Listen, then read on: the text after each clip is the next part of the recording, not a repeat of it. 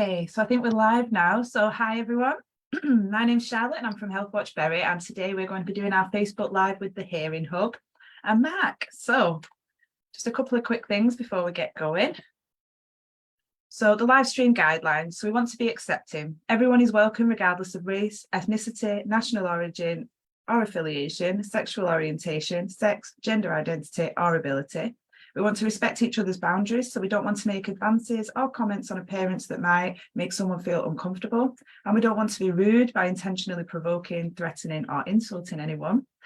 We don't want to flood the chat, so we want to keep this conversation going. So by that, we don't need to be repeatedly sending the same comments. That way it all just gets a bit clogged up for us. And we don't want to self-promote. So we're not here for a sales pitch. We want to stay focused on the stream today and with the information that Mark's going to be sharing with us. And we'd like to keep it clean. So if it's shocking, obscene, vulgar or inflammatory in any way, we'd like to leave it out, please. So today I'm going to do the quick introduction, which is what we're doing now. And then the lovely Mark is going to come over from the Berry Hearing Hub and he's going to speak with his presentation he's prepared for us. And then our Steph is going to go over the question and answers section for us. So who are we? Healthwatch is your health and social care champion. We make sure NHS leaders and other decision makers hear your voice and use your feedback to improve care. We listen to your experiences of using health and social care services and share them with those with the power to make change happen. And we can also provide you with information and advice. So we can support you by signposting to local or online support groups. We can give information and advice about you or your family members' healthcare. And we can listen to your experiences of using health and social care services within Berry. And that can obviously help shape our work moving forward. So if you do need to get in touch with us, our phone and WhatsApp is there. We also have our email and our social media handles, as well as our website. So we do encourage you to try and reach out to us that way, if possible. So if you just give me 1 second, I'm going to get Mark's presentation up for us. Oh, 1 second, let me stop sharing this.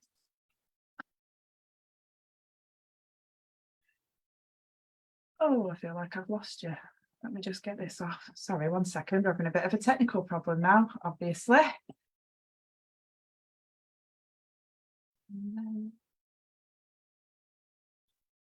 Screen sharing has failed. Right, I'm very sorry, guys. Please give me a second.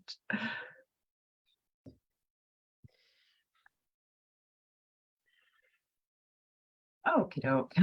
Sort of got us there eventually, guys. Okay, let me just find a way to get this. Can you see that now? Yeah, I can. Beautiful. From the beginning. Beautiful. So you can take it away for us, Mark. Thank you, Charlotte, and thank you for inviting me to speak this afternoon to the Facebook Live. So my name is Mark O'Brien, and I am the charity manager of Berry Hearing Hub. And as it says there on our tagline, we are there to serve the deaf and hard of hearing community, offering a variety of services and support, which I'm going to talk to you about in more detail going forward. So our main aim is to serve the deaf and BSL community, hearing aid users and those with any type of hearing loss. We hope to improve communication and combat social isolation and campaign for better understanding and accessibility. We want to support the deaf community around deaf issues. So these are the things that are important to our service users and being able to access services and support on an even playing field with everybody else. We provide information and advice to those with any type of hearing loss.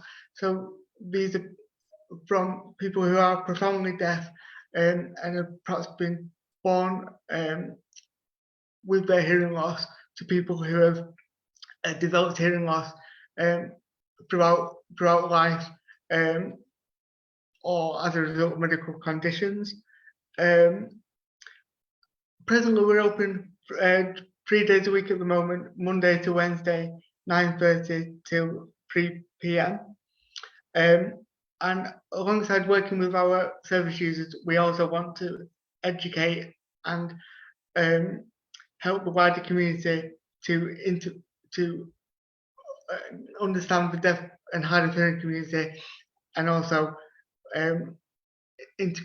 integrate both communities together.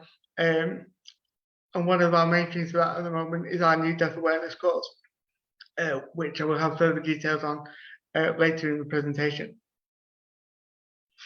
So just a bit of history about ourselves. We've gone through several name changes over the course of our life. Up until last summer, we were known as Communicate, and the organisation started from humble beginnings, where a small group of people gathered together with £100 each in order to buy our present location and build a community and a safe space for the deaf and hard of hearing community in the local area. We've always worked with a small number of people, and at the moment we have a small staff team and a group of trustees who work energetically to enrich the lives of the deaf and hard of hearing community, and also, as I mentioned, to allow that greater integration with the community at large.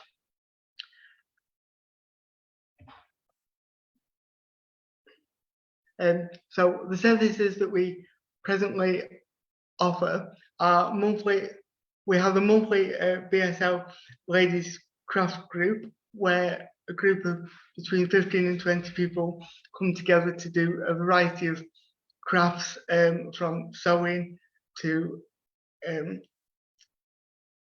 variety of things that I'm not technical enough to be able to understand myself. But we have a really good time, and we also have weekends where they will spend a weekend doing the crafts and just socialising and building up those friendships and relationships. We have the monthly deaf social, which is open to all, and it's a chance for the deaf community to socialise in their preferred language of BSL, because we really encourage that when people are in, they try to communicate through BSL, because we want that environment where, even if it's just for an hour a week, the environment adapts for our service users, rather than our service users having to adapt and find ways of communicating outside. So we want that exclusive thing where people feel like it's their space and it's their community to socialise and do things with their friends. We have an advocacy service where we have some level pre-qualified independent generic advocates who come in and provide our service users with information and support. I have a separate slide for that shortly. And BSL interpreted information talks from a variety of places, for example, the fire service, NHS talking therapy, and many more.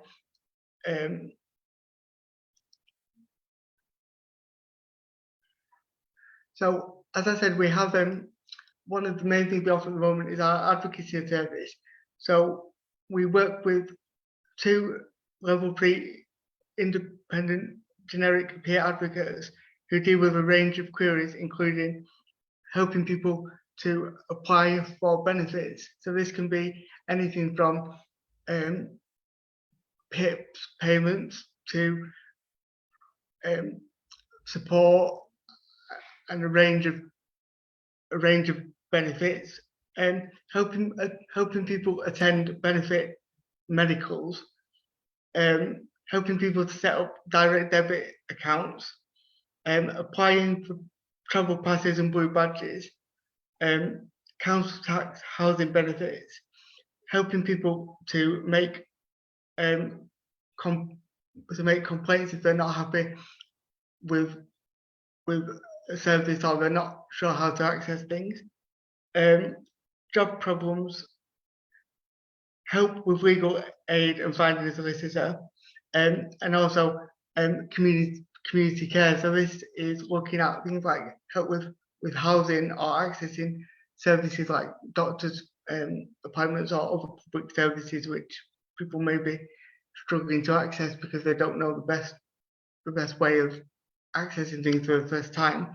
So we have, as I say, the two advocates who people can make appointments with at any time to help with the issues that we've listed there.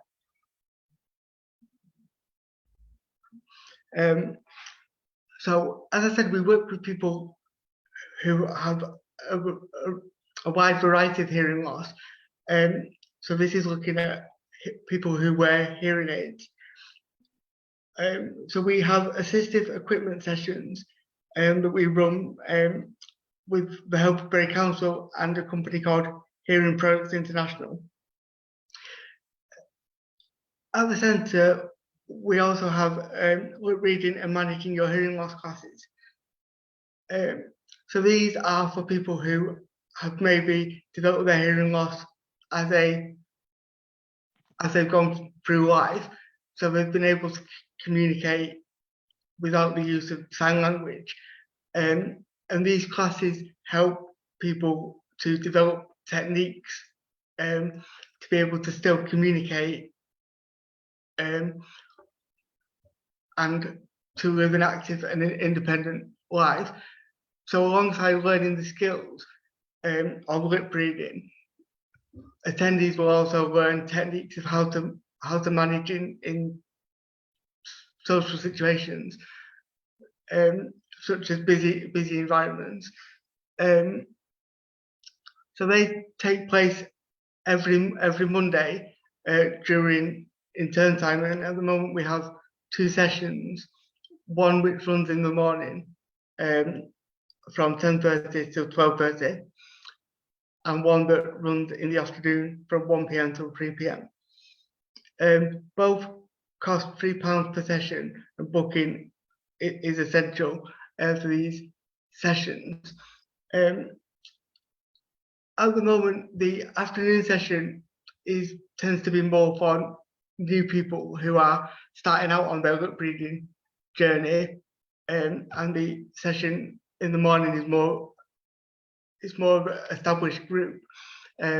So people who've been learning lip reading for a while. And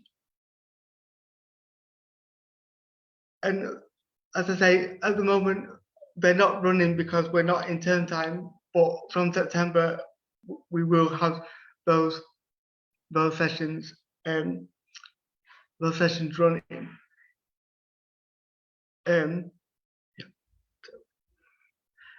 In terms of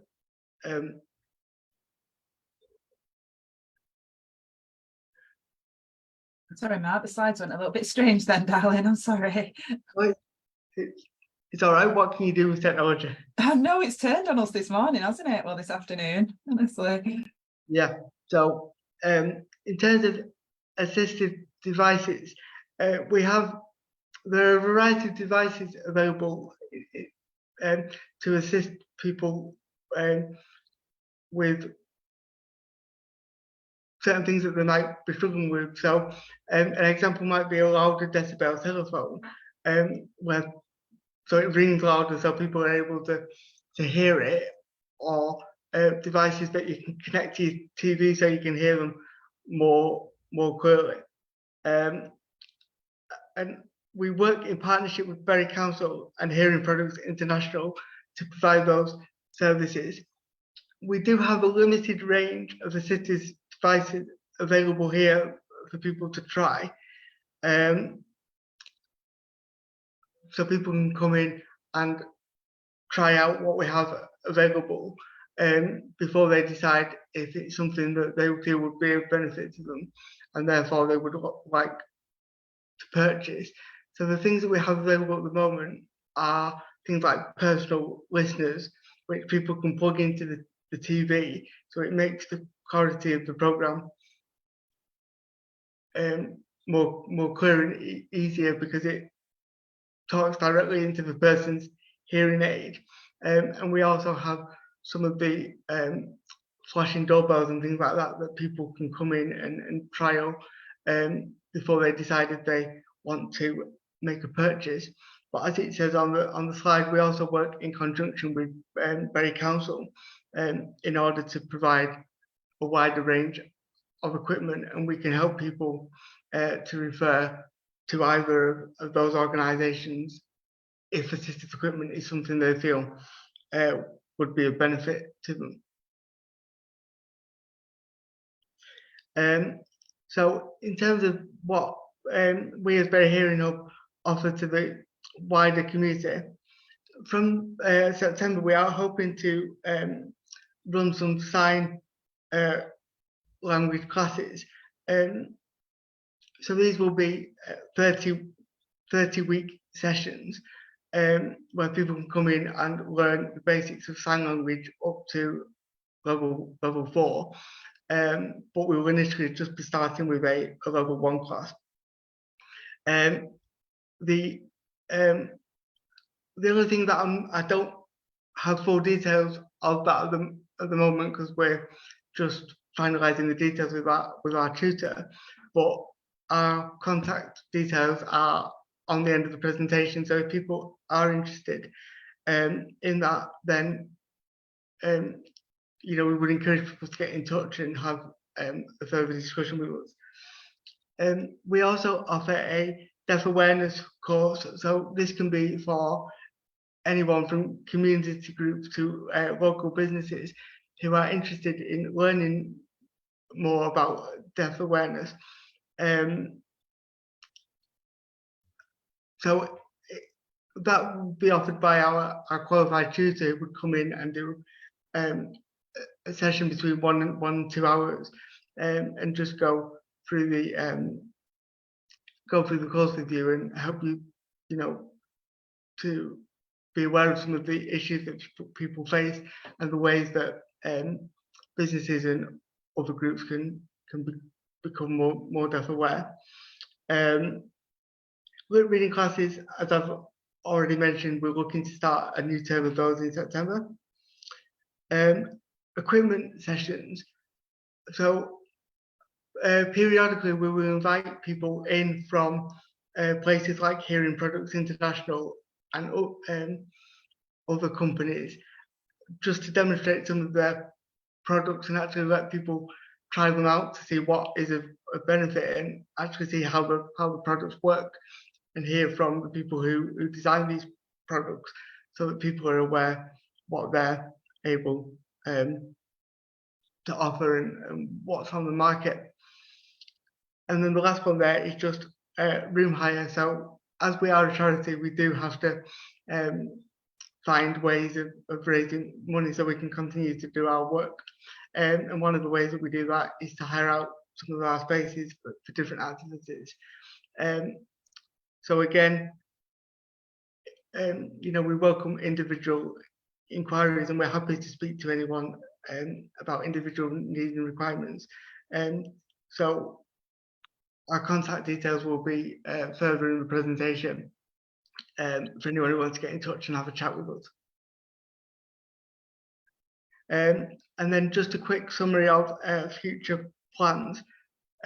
Moving forward, we are hoping to start to run a family support and social for any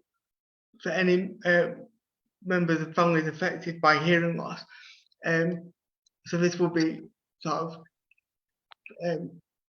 sessions for children and people newly diagnosed with hearing loss and their families, just to have that space to come and socialise and meet other people, and hopefully like a self-help group where people can get advice and support from people who have lived experience of hearing loss, and just have that space where they can feel like it's a community where we're all there to support each other and give advice and support and guidance. And just a quick summary of who other people we work with. So we work with Bury Council, the local voluntary community and faith alliance, and Healthwatch Bury, the Open College of Sign Language, who will be the organisation who provide our sign language courses from September. Hearing Progress International, as I've mentioned, the Very Deaf social group, who are a group who meet to do social activities in the local area, and also attend lots of our sessions. Audiology, Berry, and Berry Blind Society. And there's just our social media. So Berry Hearing Hub, obviously on Facebook. Now that he's changed his name, I don't know, do you still call them tweets? I'm not technically enough to know these things. But there's Twitter and our X, and our website there for further information that people might want to know. And then just our contact details are there. So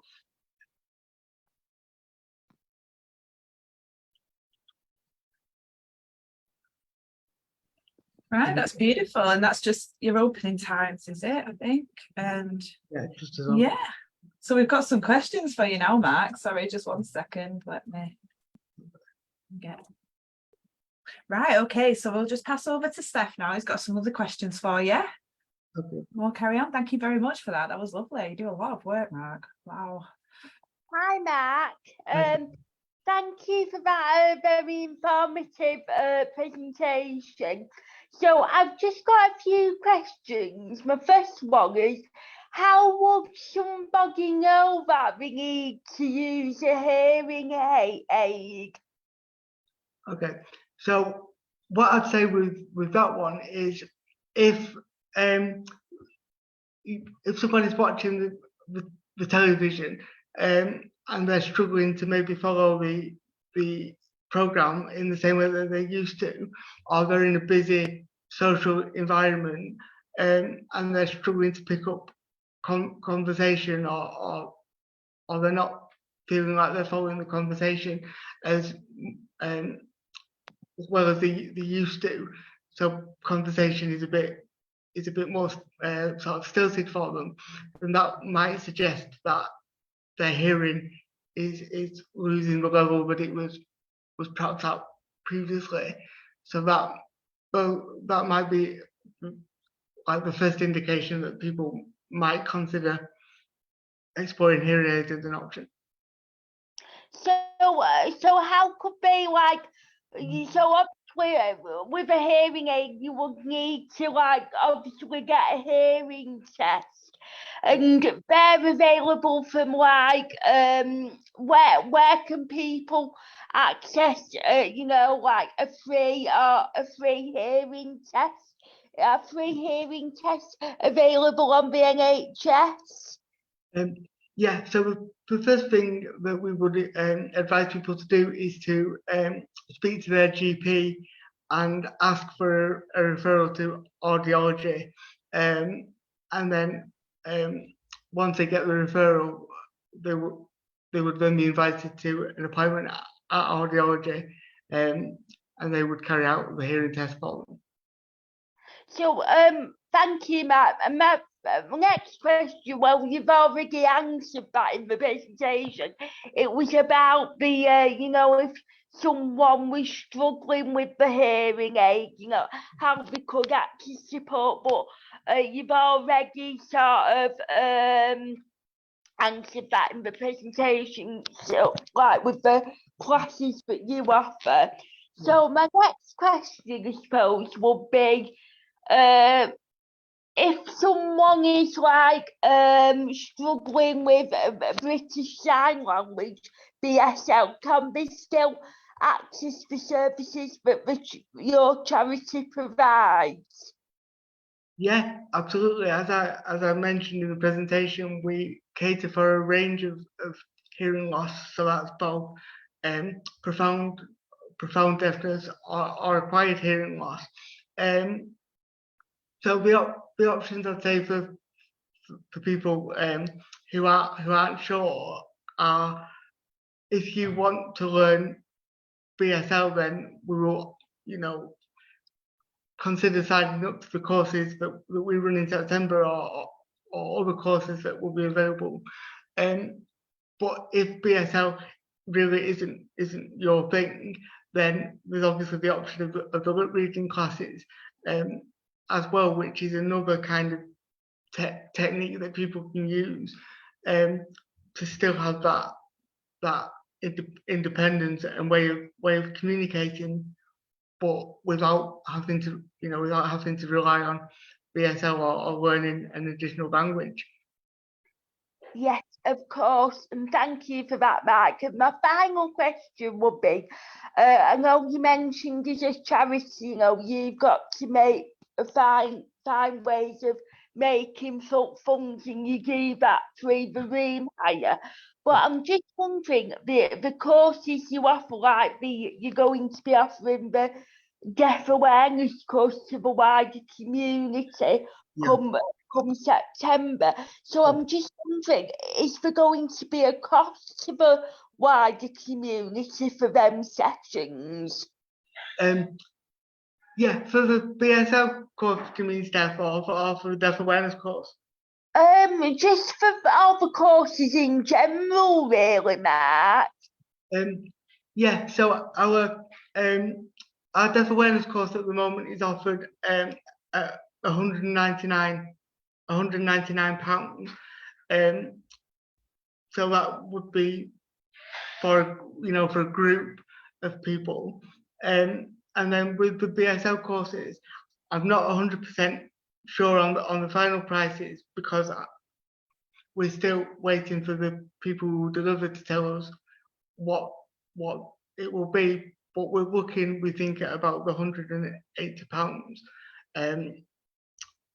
sort of figure. But what I would do is encourage people, if you are interested, then get in contact with us, and we can have a individual chat with people, or when we do have the final information available, I'm obviously happy to share it for you to pass out for your networks if you're happy to do that. Yes, of course, and you know, it's really good that you encourage people, you know, who may be interested to have like an individual chat with you, because like we know that every person's circumstances are different to other people's. So thank you, Mark. Thank you for answering the questions, and just to say for me that you're doing a fantastic job for the deaf and hard of hearing community. Thanks, Dev. That means a lot. Can I, because with the second question, I think it was about if people aren't sure about their hearing aids, what they could do. So, because obviously they're welcome to come to the classes and things that we run, but also what I would say is we're open across the 3 days that I mentioned before, so Monday to Wednesday at the present time. So people are welcome to pop in also away from the sessions, because sometimes when you get a hearing aid for the first time, it's a little bit intimidating to have those discussions in a group setting, and maybe people would like to come in on a one-to-one basis and spend some time with us, where we can go through it with a little bit more time on a one-to-one basis. So I would encourage anyone who's not sure to do, to perhaps consider taking up that option. But also, because the hearing aid will have been fitted by a trained audiologist, to go back to your audiologist if you're not sure, because it's really important that people persevere with their hearing aids, and these things aren't going to change overnight. But we obviously want to provide that support to people, because it's about helping people to live well with their hearing loss and still maintaining their best quality of life.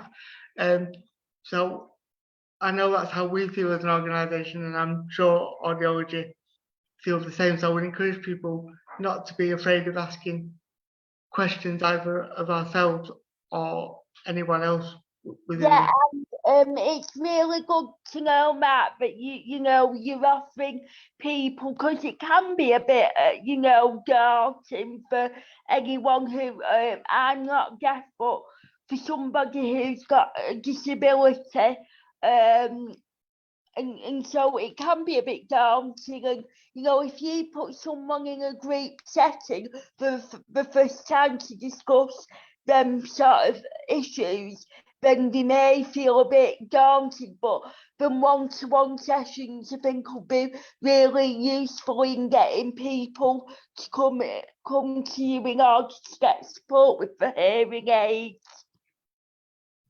yeah. So like I say, we're always here when people want to chat.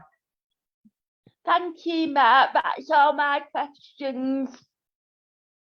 Yeah, thanks, Matt. That was so informative, especially around the different types of work that you do as well, because I think people sometimes underestimate how many different types of help you can offer and different types of support. So it's really good. Thank you so much for coming and sharing that with us. We appreciate your time. And thank you, Steph, as always, lovely. Very well done. Right, my guys. Well, thank you so much for that. On that note, we will leave the live. If anybody has any questions, though, Mark's details are in the presentation. You can go back forward, or you can get in touch with us directly, and we can happily pass them on and signpost them over to Mark. So thank you very much, guys. Thank you. Thank you. Bye. Bye.